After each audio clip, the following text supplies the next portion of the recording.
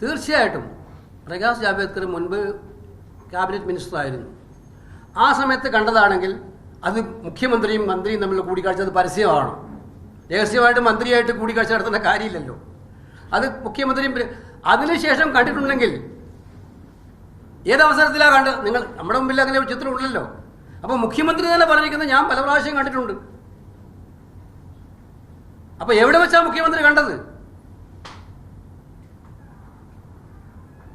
മുഖ്യമന്ത്രി ഇന്നലെ പറയുന്നത് കേട്ടാൽ അതിൽ തന്നെ കൃത്യമായിട്ടും കള്ളത്തരമുണ്ട്.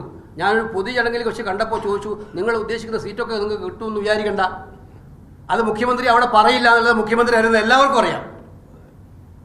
മുഖ്യമന്ത്രിയുടെ സ്വഭാവം അറിയുന്നത് എല്ലാവർക്കും അറിയാം. അങ്ങനെ ഒരു പൊതുചടങ്ങിൽ ആരെങ്കിലും കണ്ടാൽ സൗഹൃദ സംഭാഷണത്തിനിടയിൽ ഇത് പറയാൻ പോകുന്ന ആളല്ല അദ്ദേഹം എന്നുള്ളത്. അത് അദ്ദേഹം കൃത്രിമമായി പറഞ്ഞതാണ് ഇന്നലെ.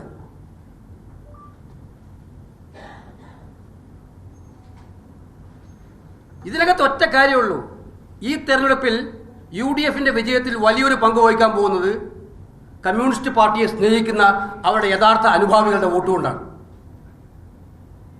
കമ്മ്യൂണിസ്റ്റ് പാർട്ടിയെ സ്നേഹിക്കുന്ന, കാരണം ഈ പാർട്ടിയുടെ ഈ പോക്കിൽ, ജീർണതയുള്ള പോക്കിൽ എല്ലാം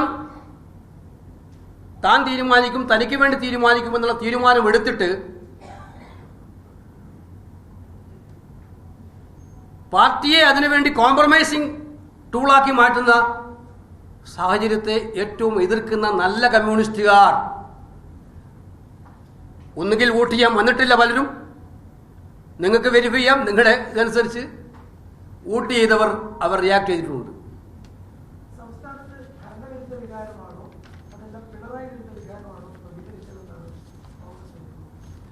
രണ്ടും കൂടിയിട്ടുണ്ട്. പിണറായി മുഖ്യമന്ത്രി എന്ന നിലയിൽ പെൻഷൻ തടഞ്ഞു വെച്ചു. 8 മാസമായിട്ട് പെൻഷൻ കിട്ടാതെ ജനങ്ങൾ ബുദ്ധിമുട്ടുന്നുണ്ട്. വിലക്കയറ്റത്തിന് ഇഷ്യൂ ഉണ്ടായിരുന്നു. അങ്ങനെ ഗവൺമെന്റിൻ്റെതായിട്ടുള്ള ഒരുപാട് ചെയ്തികൾ ജനങ്ങളെ വലച്ചിട്ടുണ്ട്. അതോടൊപ്പം ഞാൻ പറഞ്ഞില്ലേ, കമ്മ്യൂണിസ്റ്റ് പാർട്ടി അനുഭാവികൾക്ക് പോലും ദഹിക്കാൻ പറ്റാത്ത, ഡൈജസ്റ്റ് ചെയ്യാൻ പറ്റാത്ത ഒരുപാട് കാര്യങ്ങൾ ഈ ഗവൺമെന്റ് ഇദ്ദേഹത്തിന് നേതൃത്വത്തിൽ ചെയ്യുന്നതിനെതിരായിട്ടുള്ള അദ്ദേഹത്തിനെതിരായിട്ടുള്ള വികാരമുണ്ട്.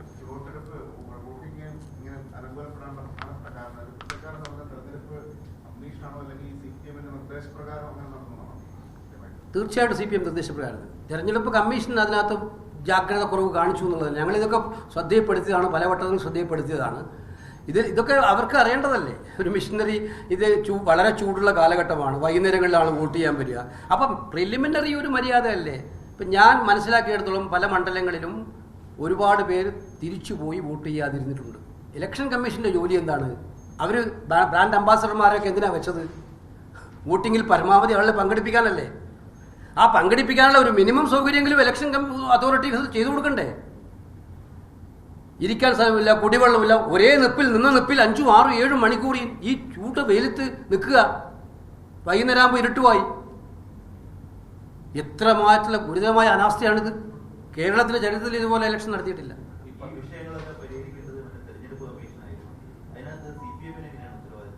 അത് ശരി, ആരാ ഏത് മിഷനറി? ഞാൻ അതാ ആദ്യത്തിലേക്ക് വന്നത്. ഇലക്ഷൻ ഡെപ്യൂട്ടി കളക്ടർമാർ, ഇലക്ഷൻ ഡെപ്യൂട്ടി തഹസിൽദാർമാർ, ഇലക്ഷൻ മിഷനറി ആരാ നടത്തുന്ന സഹോദര? ഇലക്ഷൻ മിഷനറി നടത്തുന്നത് പറയുന്നത് ഇലക്ഷൻ ചീഫ് ഇലക്ടറൽ ഓഫീസറാണ്. ഇവിടെ ഉണ്ട്, ഉദ്യോഗസ്ഥനുണ്ട്.